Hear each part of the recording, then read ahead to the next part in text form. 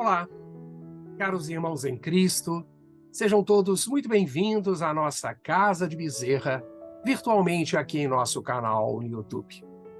Mais uma vez, aqui estamos para falar, sentir, refletir e nos harmonizar um pouco com o estudo do Evangelho de Jesus à luz da doutrina espírita. E como sempre fazemos, rogamos aos nossos amorosos amigos espirituais que continuem nos amparando neste singelo trabalho de estudo. Vamos nos permitir uma pausa no dia tão agitado para a reflexão e harmonização de nossas mentes e corações, sempre voltados para a luz que nos direciona ao bem. E hoje eu quero falar com vocês sobre as multidões que seguiam a Jesus. Assista esse vídeo até o final.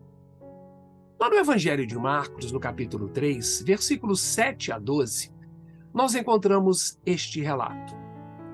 Jesus retirou-se com seus discípulos a caminho do mar, e uma grande multidão que vinha da Galileia o seguiu.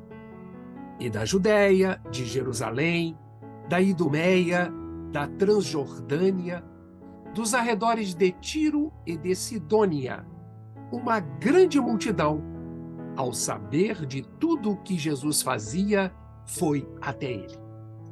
Ele disse aos seus discípulos que deixassem um pequeno barco à sua disposição, para que o povo não o apertasse. Pois havia curado muita gente, e todos os que sofriam de alguma enfermidade lançavam-se sobre ele para tocá-lo. E os espíritos impuros, assim que o viam, caíam a seus pés e gritavam: Tu és o Filho de Deus. E ele os conjurava severamente para que não o tornassem manifesto. Indagados com o poder de Jesus exercia sobre o povo, havia sim um descontentamento geral entre os chamados religiosos e os políticos da época, os partidários de Herodes Antipas, o governador, que temiam perder a posição social em que se encontravam. Era um temor natural para eles. Tanto quanto os fariseus, os herodianos estariam ansiosos por se livrar de Jesus, embora por motivos diferentes. Para eles, os herodianos, Jesus era um revolucionário político em potencial, que queria perturbar seus planos de restaurar a monarquia judaica. E os falsos líderes, melhor dizendo, não mais buscam falsas acusações, mas agora eles planejam a morte de Jesus por meios legais e ilegais. Eram simplesmente homens políticos que preferiam o governo romano indireto, através da dinastia de Herodes, ao governo direto, estando ansiosos por assumir, sim, algum poder dessa maneira. Então, Jesus era, obviamente, perigoso para os planos terrenos destes poderosos.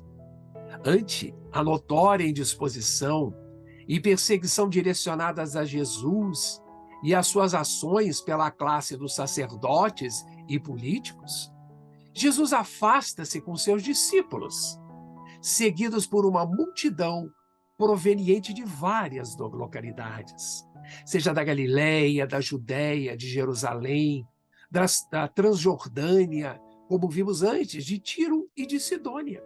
Eram vários povos.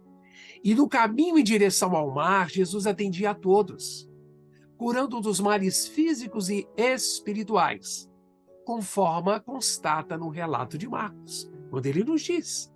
E ele disse a seus discípulos que deixassem um pequeno barco à sua disposição, para que o povo não o apertasse, pois Jesus havia curado muita gente, e todos aqueles que sofriam de alguma enfermidade, o que simplesmente desejavam tocar no Mestre. E neste toque, os espíritos impuros que acompanhavam aqueles nossos irmãos identificavam em Jesus o Filho de Deus. Vejamos, irmãos, que hoje é fato que nós, os chamados seres humanos, o homem moderno, que ao mesmo tempo que contempla as aquisições da ciência e da tecnologia, pouco de nós avançamos em termos de uma melhoria moral.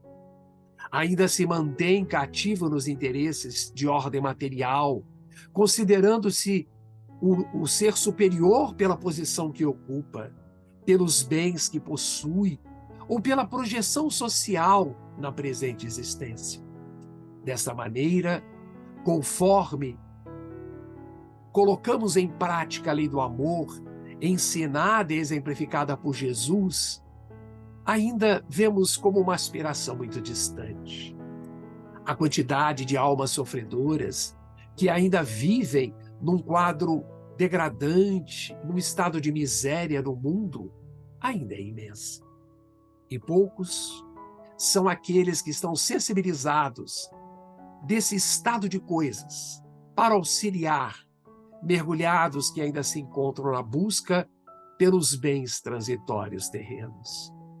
Caros irmãos, temos muito que aprender ainda. Reflitamos sobre isso. Bom, é isso que temos para as nossas singelas reflexões no dia de hoje. Curta e comente abaixo se você gostou. Envie essa mensagem para quem você acredita que necessita dessa mensagem cristã. E para mais vídeos, siga o nosso perfil do Centro Espírita Bezerra de Menezes, no Estácio. Espero que tenhamos aproveitado este momento e que possamos estar juntos na próxima semana, em que falaremos sobre o Evangelho de Jesus à luz da doutrina espírita.